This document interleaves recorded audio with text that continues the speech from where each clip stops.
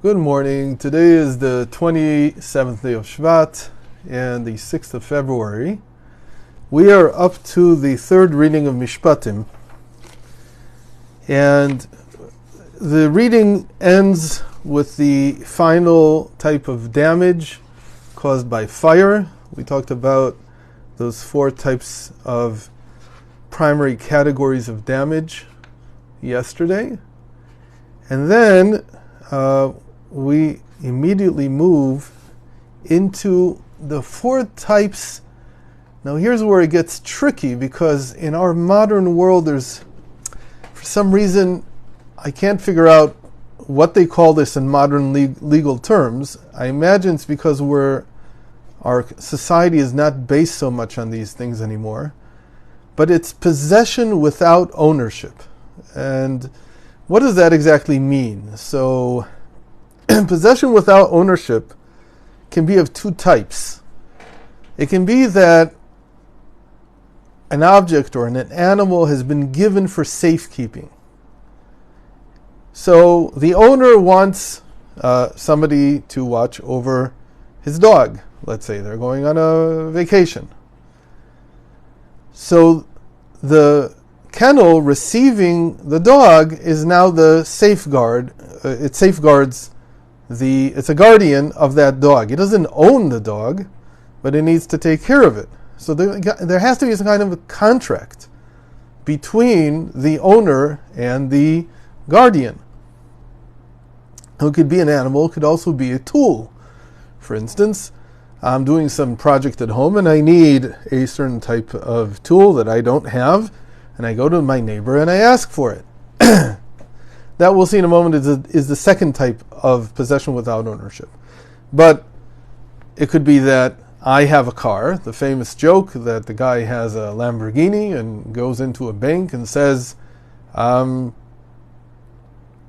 like to take out a loan for $100,000. And everybody knows this joke. It's how you get the bank to let you put your car in their possession for 2 weeks and only pay $500 in New York, whereas if you put it in a parking lot, it would probably cost you a few thousand.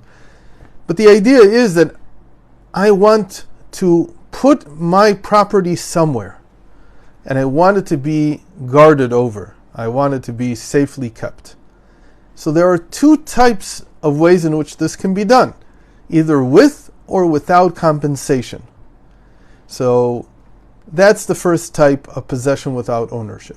The other type is where I'm asking for someone else's property, be it an animal or a tool or an object, whatever it is, and I'm saying, I will watch over it, and I want to use it.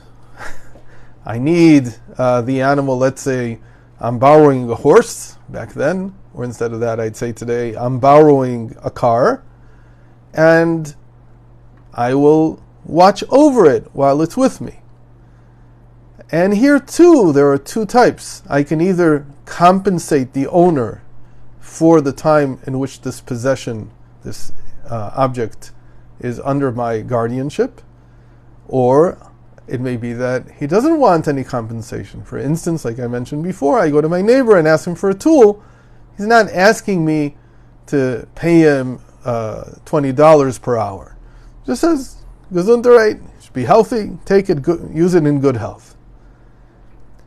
So here too, we have two types, either with or without compensation. Now they all have names, and they become, and usually, actually, this is the first issue that a Jewish child will learn in Talmud.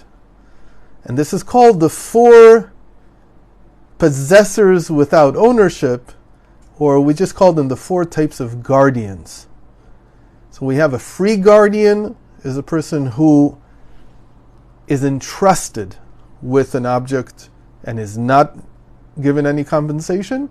And we have the paid guardian, the person who is entrusted with an object and is compensated for the time that they watch over it. And then we have the person who rents, who is asking, for instance, for the car, and is providing compensation for the time that the object is with him. And we have the borrower, who is like the neighbor asking his neighbor, a person asking his neighbor for a tool, and is going to use it and is not going to provide any compensation up front. Now, it's clear that these types of relationships between people require different contracts. And the Torah sets out in very few verses somehow to describe the basic contract that exists between the possessor and the owner in each one of these four cases. Now, this in itself is a beautiful first issue to study in law, in understanding Torah law. There's many interesting things that come out of the responsibility that each type of possessor has, each type of guardian has. And it's a very fascinating thing. It's discussed in the middle tractate of Nezikin called Baba Metzia, the middle gate. And again, every child that goes through the Jewish school system studies this. How should we understand this in terms of its spiritual significance? What is the spiritual corresponding principle for all of this? The way to think about this is that the four guardians are like what we call in Kabbalah the four worlds. Each of the worlds is a type of consciousness that we have. It's like an intuition that we have about our lives, about our possessions, about reality. So, if I'm in the world of emanation, it means that I have a consciousness of emanation. If I'm in the world of creation, I have the consciousness of creation.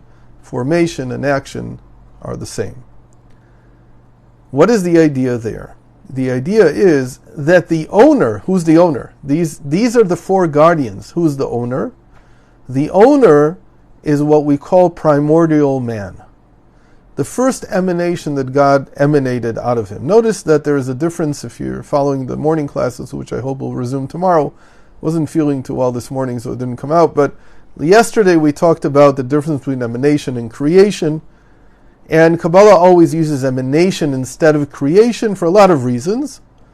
The emanator is the Almighty, God Himself, who is usually called the Creator. And his first emanation is called primordial man, Adam Kadmon. Adam Kadmon is the true owner of all there is, of all reality. God created him, emanated him, and he contains everything. And he entrusts reality, as it were, to each one of these consciousness levels. So, the world of emanation is a consciousness of a free guardian, meaning someone who's guarding over the possession, has no ownership of it, obviously, and will receive no compensation for guarding over it. That is the consciousness of a tzaddik, of a righteous, pious individual. They treat a person who is like that, sees all of reality as having been entrusted with him and receives no pleasure from it. What would be the pleasure? The pleasure would be feeling that he has some possession, some type of even possession, or even feeling that the object, that reality, belongs to him, not even in the sense of ownership, but just of even knowing, receiving pleasure from the fact that it's entrusted with him. The free guardian has no pleasure from that. He doesn't receive anything at all from it. That's what it means that he doesn't receive compensation. Now think about this a little bit. It means that the pleasure we receive as people, as human beings, is from the feeling, for instance, that I feel that my microphone here is in my possession. I have a feeling that all you see here is mine. And it doesn't even have to be that it's mine.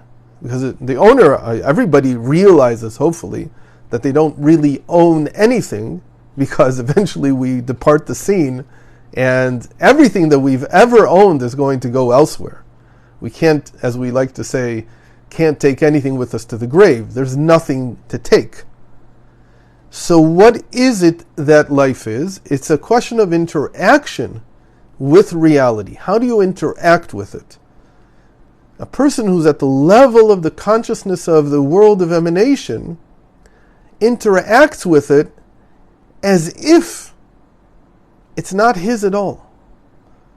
But not just not his, he doesn't even feel that it's been entrusted with him.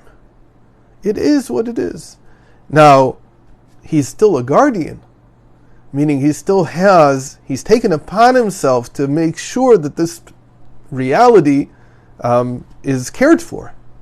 To make sure that if it's an animal, he's supposed to feed it and make it and water it and so on. But he doesn't feel that by doing that, it becomes his in any way. He's just dedicated to the role of being the guardian. The world of creation, which is called a paid guardian, or a compensated guardian, shomer sachar, so he already receives some compensation. What's the compensation? The feeling that by investing in the world, it becomes mine.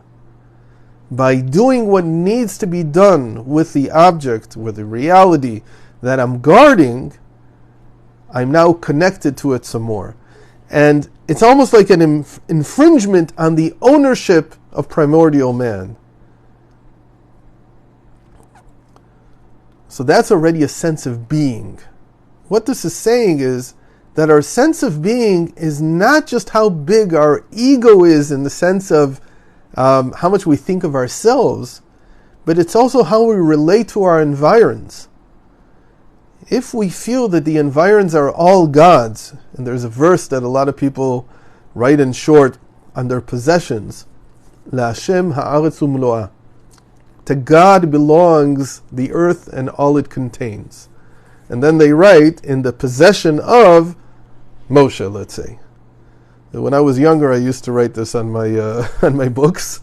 Today I don't do that anymore. But the idea is very clear, that this possession is only here for safekeeping. And it's not really mine. What does that do? It takes a lot of the pain of, let's call it, the feeling that I deserve some kind of compensation out of the equation. Now, this doesn't mean that I have no attachment. I have to have an attachment, because if I'm a guardian and I'm delinquent in my duties of guarding the possession, so I have to pay a fine. So it's true that if I'm at the level of the world of emanation, meaning that I feel no possession even, I don't take any joy out of having been entrusted, having been trusted with reality, then my liability is very small.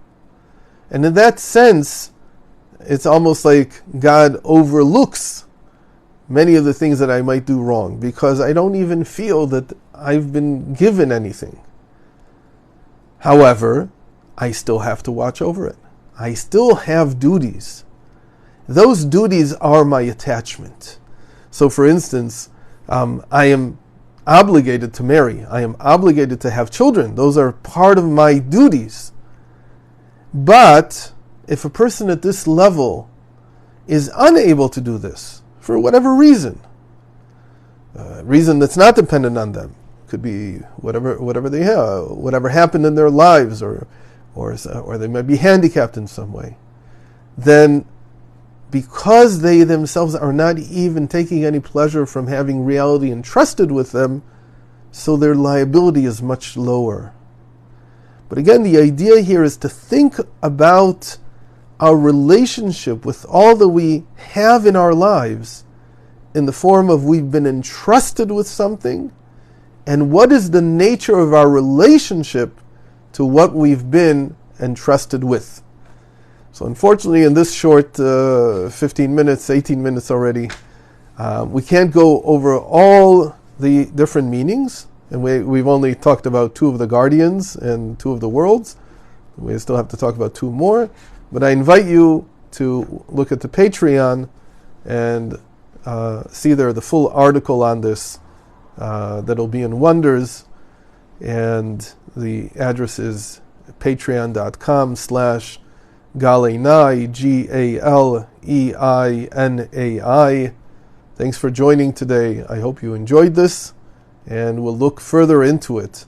It's one of the most fascinating topics, I believe, and most fascinating examples of taking an area of law and analyzing it mystically, spiritually, and most importantly, psychologically. All the best.